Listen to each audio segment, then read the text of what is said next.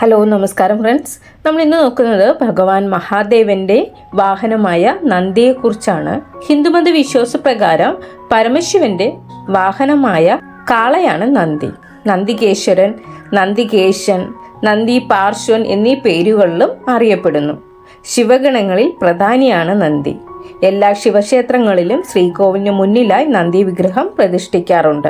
ദ്രാവിഡ ഭാഷകളിൽ നല്ലത് എന്നർത്ഥം വരുന്ന നന്ദ് എന്ന മൂലപദത്തിൽ നിന്നാണ് ഈ നാമത്തിന്റെ ഉൽപ്പത്തി. നന്ദികേശന്റെ ഐതിഹ്യം പറയുന്നത് പരമശിവന്റെ ദക്ഷിണ ഭാഗത്തു നിന്നും നന്ദി ജന്മമെടുത്തു എന്നാണ് ചില പുരാണങ്ങളിൽ പറയുന്നത്. ശിലാദ ഋഷിക്ക് ശിവകൃപയാൽ ജനിച്ച പുത്രനാണ് നന്ദികേശ്വരൻ എന്നാണ് മറ്റൊരു അഭിപ്രായം. പുരാണപ്രകാരം ശിവന്റെ വാഹനമായ കാളയാണ് നന്ദി അഥവാ നന്ദികേശൻ. ശിവഗണങ്ങളിൽ പ്രധാനിയാണ് നന്ദി. എല്ലാ ശിവക്ഷേത്രങ്ങളിലും ശ്രീകോവിലിന് മുന്നിലായി നന്ദി വിഗ്രഹം പ്രതിഷ്ഠിക്കാറുണ്ട്. തന്റെ രാജ്യം ഒരു കുരങ്ങനാൽ കത്തി നശിക്കപ്പെടും എന്ന് രാവണനെ ശപിച്ചത് നന്ദികേശനാണ്.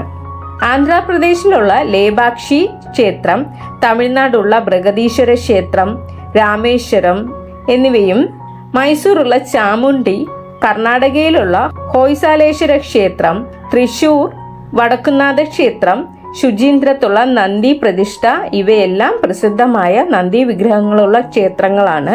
ഇത്രയുമാണ് നന്ദികേശന്റെ ഐതിഹ്യം. താങ്ക്